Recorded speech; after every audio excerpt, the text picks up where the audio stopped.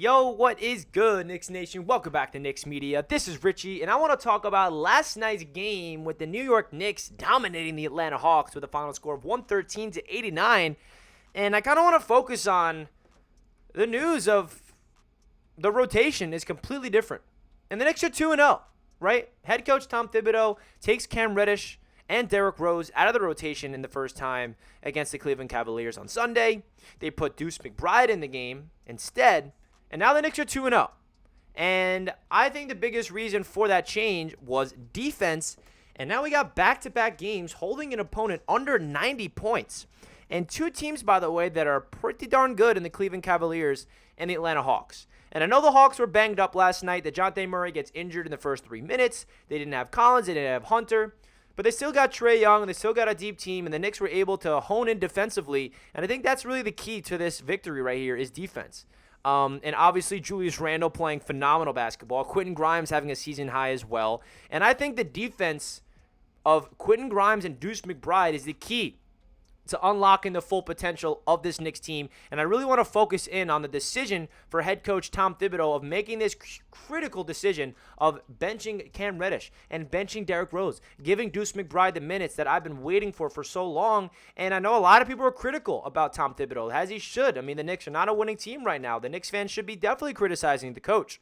But as of right now, the coach is looking like a genius in a very small sample size, and we'll see if this can continue. Obviously, I cannot crown, Thibodeau as, a genius yet. If this continues, though, I think the difference of this rotation of having Deuce McBride out there with this 10-man rotation, including, the 3-man rotation of Robinson, Hartenstein, and Sims off the bench, I feel like the Knicks have a chance here to really, go on a run because what is Tom Thibodeau known for, guys? Defense. And Knicks fans are questioning the coach because, hey, you're a defensive guru and the defense is trash. Well, now he's trying to make adjustments, and I've been saying, well, the defense has been struggling all year. Well, why don't you give your defensive, our best, in my opinion, one of our best perimeter defenders some minutes, that being Deuce McBride. And you're seeing the difference out there. You heard the players after the game, they said, what's the difference? They asked the question of, what's the difference defensively right now? And they're saying they're buying into the game plan. And both R.J. Barrett and Julius Randle, when talking about the defense, they both mentioned Grimes and Deuce. Those two players completely changed the outlook of this team defensively because we got Mitchell Robinson holding it down low. And then it gives the Knicks an opportunity to be better on the perimeter. Communication, young legs, being able to fight through screens, not giving up wide open shots, rebounding as well. I mean, Julius Randle had 17 boards, and he said that he's been, really making sure he puts more of an effort into his rebounding because his rebounding has not been good this year. And I like that Julius Randle is more aware of that because we need defensive boards. And getting 17 boards from Randle is a pretty big deal. And I want to start off with Randle real quick because he's been having a very interesting season, but he's been playing pretty darn good basketball the past couple of games. And it's time to give respect to Julius Randle because if he could play the way that he played last night consistently, we're going to be a hard team to beat, especially the way that they played on the defensive end. 34 points, 17 boards, 5 dimes, 10 of 19 from the field. He also shot 6 of 12 from downtown. And I love Randle's starts to games. I feel like Julius Randle has a good feel of just coming out in the first quarter and letting it rip, letting it fly from downtown. You can feel like they got into a rhythm early, and Julius Randle is playing great basketball right now. And I feel like, if he can continue this, I know that it's been a story of Randle being up and down, and he hasn't really found that consistent dominance like he did last night. But I really love what I'm seeing from Randle so far this season in terms of his mentality, his approach to the game, his leadership qualities, and his overall effort. It hasn't been perfect. Absolutely not. But I feel like this is a good sign of what's to come for the Knicks in the future. And they're getting Quentin Grimes. 23 points, a season high for him, 4 rebounds last night, 2 dimes, 2 blocks, 8 of 11 from the field, 5 of 7 from downtown. That's just so efficient, man. Quentin Grimes is a player that's very, he's a 3-and-D guy, but when he puts the ball on the floor, he can attack the paint, he can finish at the rim, or he can make the right rim read, dish it out to the perimeter, or dish it down low to the big man. I'm loving what I'm seeing from Quentin Grimes. And Doris Burke said on the ESPN broadcast last night that there's a reason why Quentin Grimes was untouchable in any trades in the past offseason. And I can tell you that we're seeing the full potential of Grimes unlock. He's finally getting healthy. We know that Grimes had a little slow start because of his foot injury, but now we're finally seeing what Quentin Grimes can do when he's healthy, and he provides impact offensively. But the biggest factor that Quentin Grimes brings to this Knicks team is his defense and his ability to lock down guys on the perimeter, being able to switch, fighting through screens, getting his hands on the ball. I mean, he had 2 blocks as a guard. That's pretty impressive. So the efficiency from Grimes offensively is very impressive, and also the defense is really the X factor for Quentin Grimes. And then RJ Barrett, he did not have the best night in terms of shooting, but he did impact the floor elsewhere. 15 points, 7 boards, a steal, played pretty hard defense all game long. He finished with 36 minutes, so he was on the floor, and he was doing great. I mean, he did plus minus of a plus 18. So even when the shot's not falling for RJ, he does impact the game elsewhere, which I respect for sure.